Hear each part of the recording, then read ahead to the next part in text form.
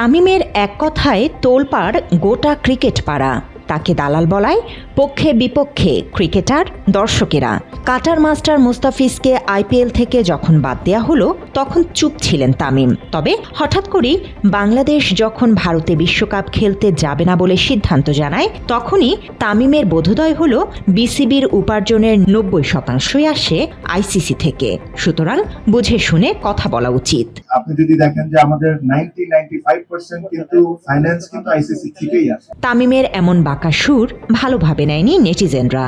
অনেকে তাকে ভারতীয় দালাল বলে আখ্যা দিয়েছেন, আবার কেউ কেউ তামিমকে সুবিধাবাদী বলেও ডাকছেন।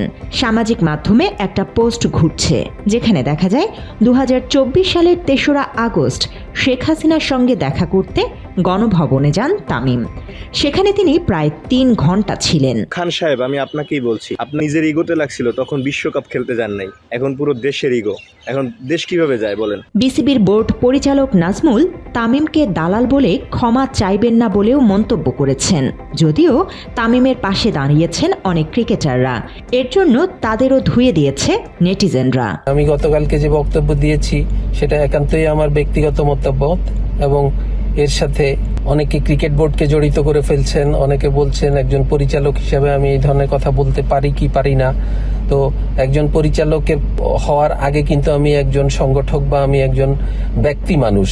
আমি অন্য বাংলাদেশের যাবতীয় যত ক্রীড়াপ্রেমী জনসাধারণ আছে, ক্রীড়াপ্রেমী ভক্তরা আছে, ক্রিকেট ভক্তরা আছে, আমিও তাদের ভিতরে একজন নিজেকে মনে করি। ভারতে খেলতে না যাওয়ার বিষয়ে এখনো অনড় অবস্থানে বোর্ড প্রেসিডেন্ট আমিনুল ইসলাম বুলবুল। খেলার চেয়ে সবার আগে দেশ এবং দেশের মানুষের স্বার্থকেই গুরুত্ব দিচ্ছেন। আমরা তো দেশের মানুষের জন্যই খেলি ক্রিকেট, এবং আমি আবারও বলছি এবং আগেও বলেছি, দেশ সবার আগে। তামিম যেখানে বুঝে শুনে কথা বলতে বলেছেন, সেখানে তার চাচা সাবেক ক্রিকেটার ও বোর্ড পরিচালক আকরাম খান বিসিবির এমন সিদ্ধান্তকে স্বাগত জানিয়েছে। বাংলাদেশ যে ডিসিশন নিছে বিসিবি, আমার মনে হয় যে সিদ্ধান্তটা ঠিকই আছে। বিসিবির পরিচালক সঙ্গীত শিল্পী আসিফ আকবরও বলছেন, আত্মমর্যাদা এবং নিরাপত্তার কথা মাথায় রেখেই ভারতে খেলতে না যাওয়ার সিদ্ধান্ত নেওয়া হয়েছে। বাংলাদেশে ৫,০০০ লোক নিহত হয়ে যাবে, অস্ট্রেলিয়ার ৩০,০০০ লোক আত্মহত্যা করবে, এরকম কিছু না। একই সুরে কথা বলেছেন সাবেক আরেক ক্রিকেটার হান্নান সরকারও।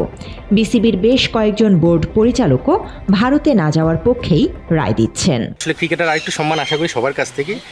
সেটা নিশ্চিতভাবে আমাদের বোর্ডের যারা রয়েছেন বা ক্রিকেটকে যারা আমাদের গাইডলাইন হিসেবে ফলো আপ করেন, তাদের জায়গা থেকে আরেকটু সচেতন হওয়া উচিত আমার কাছে মনে হয়। মাত্র ৩০% টাকায় জমির মালিক হয়ে নতুন বাংলাদেশের গড়ে তোলার স্বপ্ন দেখা বাংলা বসতি।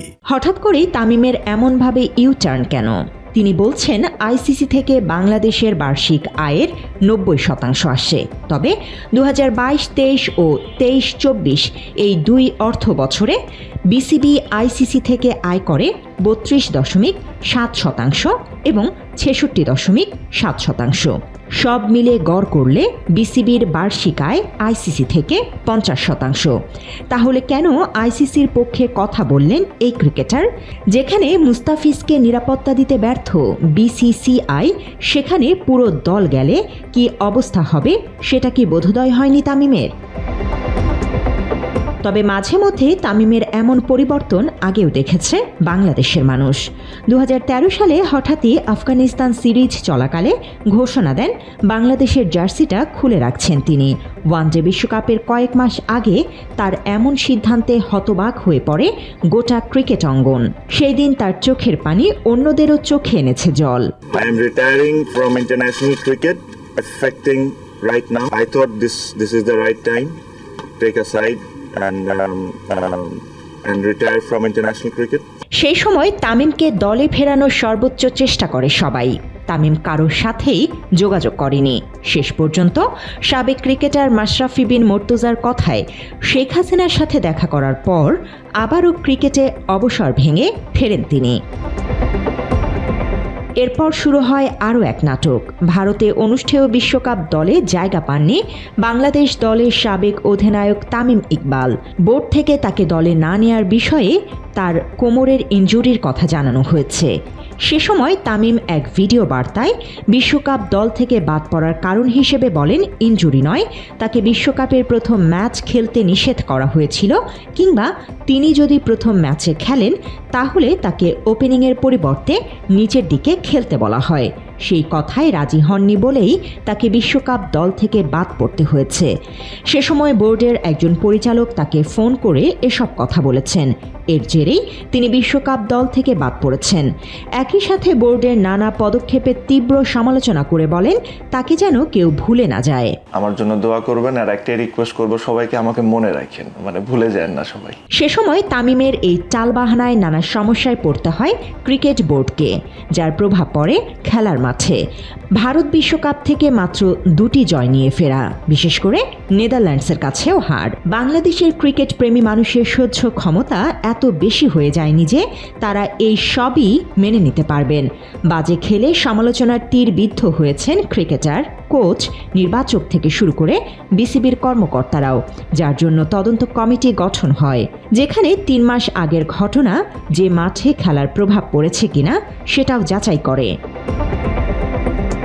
এবারের বিপিএলে এক সংবাদ সম্মেলনে নাজমুল হাসান শান্ত জানিয়েছেন, প্রত্যেক বিশ্বকাপের আগে কোনো না কোনো নাটক হয়, সব জেনেও তাদের অভিনয় করতে হয়, এই বলে সব ঠিক আছে, কিন্তু এটা আসলেই মাঠের খেলায় প্রভাব ফেলে। তার এই কথায় স্পষ্ট 23-এ যে নাটক হয়েছে তার প্রভাব মাঠে পড়েছে। প্রতি ওয়ার্ল্ড কাপের আগে কিছু না কিছু ঘটে আমাদের। সো এই জিনিসগুলো আমি অ্যাজ এ প্লেয়ার হিসেবে বলতে পারি, 2-3টা ওয়ার্ল্ড কাপ যাই খেলছি আল্লাহর রহমতে ইফেক্ট পড়ে। এখন আমরা ওই যে অ্যাক্টিং করি যে না আমাদের কিছু হয় না, আমরা হেভি প্রফেশনাল ক্রিকেটার, তো এটা আপনারাও বোঝেন যে আমরা অ্যাক্টিং করি, এটা ইটস নট ইজি। 2024-এর 5 আগস্ট ফ্যাসিস্ট আওয়ামী লীগ সরকারের পতনের পর সামনে আসে মোবাইলে অর্থ লেনদেনকারী প্রতিষ্ঠান নগদে প্রায় 2300 কোটি টাকার দুর্নীতি ও অর্থ পাচারের প্রমাণ। বিতর্কিত এই কোম্পানিরও ব্র্যান্ড অ্যাম্বাসেডর তামিম ইকবাল। শুধু তাই নয়, বাংলাদেশ জাতীয় ক্রিকেট দলের অন্যতম সদস্য তামিমের সঙ্গে আজীবন চুক্তি করেছে মোবাইল আর্থিক সেবা প্রতিষ্ঠান নগদ, যা সম্পূর্ণ হয় 2021 সালে। এছাড়াও ভারতীয় অনেক ক্রিকেটারের সাথে তামিমের ভালো সম্পর্ক রয়েছে। করোনা মহামারীর সময় তার সাথে শো করতে দেখা গেছে বিরাট কোহলি, রোহিত শর্মাদের। ভারতীয় ক্রিকেটের যারা প্রাণ, তাদের সাথে সম্পর্ক ভালো মানে অনেক কিছুই বার্তা দিচ্ছে এতে।